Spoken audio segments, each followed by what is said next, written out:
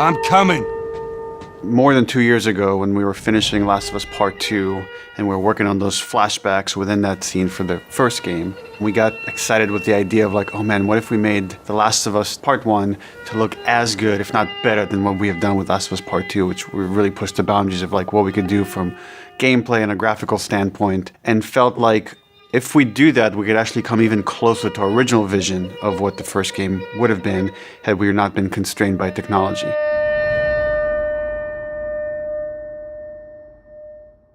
The original creative vision of The Last of Us, I think in a lot of ways was larger than what the PlayStation 3 was capable of. The tech of the PS5, it's like an open box of tools and goodies that we can play from and draw from. The 4K, HDR, improved haptics, 60 frames, help us to reimagine The Last of Us. It gave us opportunities to rebuild our characters at the highest fidelity. Not only are the characters more detailed, I mean down to the irises and the pupil depth. You know, you fall into the eyes of the characters. Aside from that, the facial animation is just way more believable. Like all the nuances, all the little subtle reactions, glances, glares, right? Like you get all of it almost closer to sort of the original performances. So no matter what, you stick to me like glue. Like glue. Like glue. Got it. Good. We are able now to not only just have the highest fidelity characters in the cutscene, but also in gameplay. It's the same character, so now we can do these seamless transitions in and out. Every part of the game has benefited from seamless transitions and emotional scripting. Pretty good, huh? Our stories happen in gameplay, on a stick. She knew my mom. All this stuff is designed to keep you constantly in this world. Riley, come here. Now you got this, go.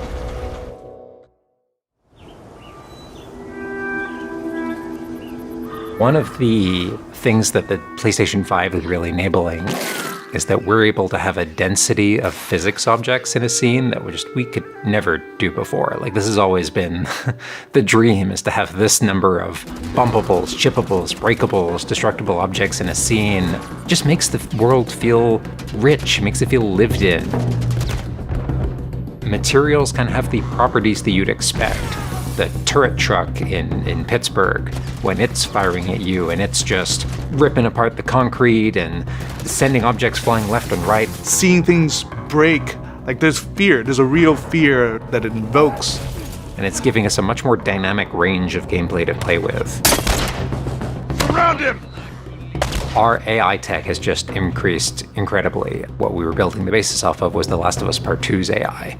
And it has sophisticated systems for things like the fundamental knowledge model of how these NPCs perceive and understand what the player is much more sophisticated. Now how the enemies are communicating with each other, how they're chasing you, how they're flanking you, how intense that fight feels, it's so much more rewarding coming out of it from the other side.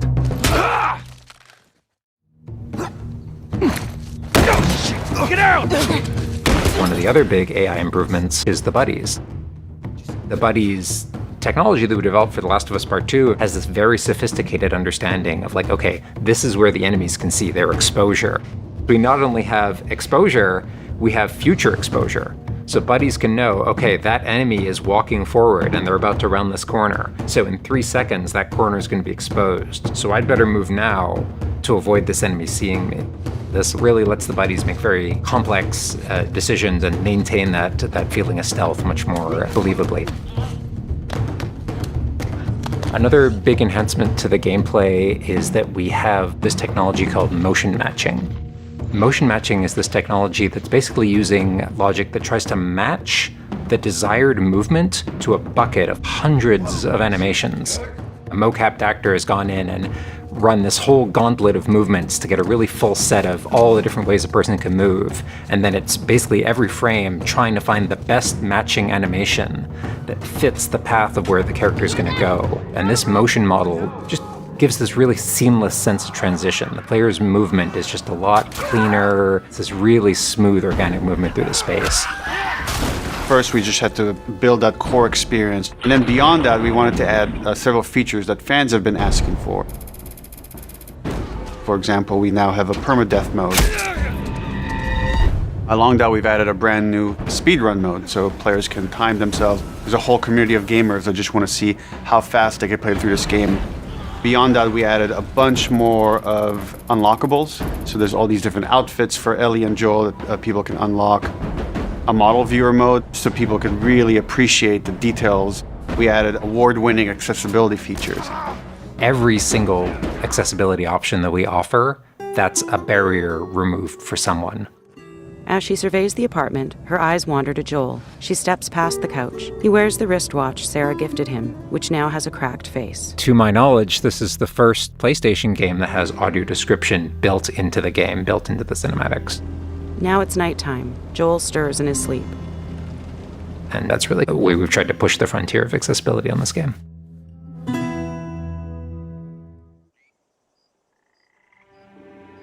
So much of the identity of The Last of Us is the world.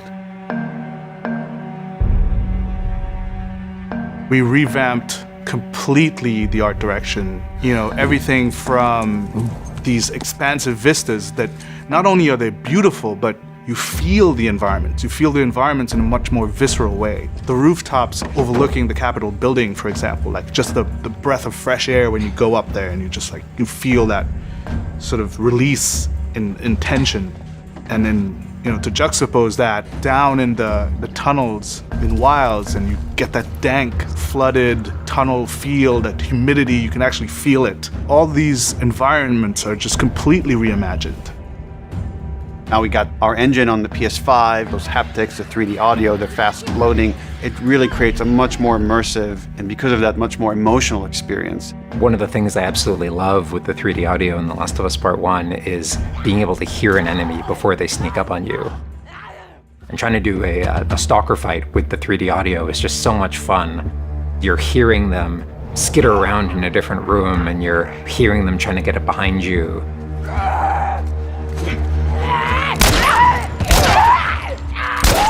Having that two-part reaction of like hearing, turning, seeing, reacting, it just really heightens that sense of just being grounded. You are in this character, you are in this world. Now, with the PlayStation 5, the amount of control that developers have over the DualSense, it's really, really cool. All the guns in the game have a variable amount of resistance on the triggers when you aim them. The way it works with the bow is that at the very beginning, when they're starting to draw the bow, there's a little bit of resistance. And then as the bow gets tauter and tauter, the amount of resistance is increasing. And then when you release the bow, you're also getting that resistance going out of the trigger. When you are aiming and firing the shotgun, you're going to get a haptic vibration on the shot. And then what I think is one of the ways that the DualSense really advances things is you're going to get a haptic vibration on the pump of the shotgun. And what's much more sophisticated about that on the DualSense is that in effect has a little like speaker in it. And it's playing an audio file that comes through in the vibrations. And those two beats is what you're going to feel on the controller. Looks like a good spot. This also ties in to the new workbench animations. So if you're seeing Joel taking apart a gun or screwing something in or putting a new stock on a gun, that moment where he's like jamming that on, you're going to get that haptic feedback on that. We have, haptics all across the board, for all the moments you kind of expect, for clambering, jumping, landing, meleeing, getting meleeed, like all those kind of high intensity moments we have represented in the haptics. What I personally absolutely adore is the way we can enhance the really quiet, subtle moments of gameplay. So it's like when Joel goes in to pet the giraffe, getting that little light touch on the haptics as he's petting the giraffe. To me, that's the essence of The Last of Us. It's the high tension moments, it's the low tension moments, it's all of it feeling grounded. You're feeling immersed in this world. It's all about bringing you along with that story in as many ways as we can. And that's what the new technology on the PlayStation 5 is allowing.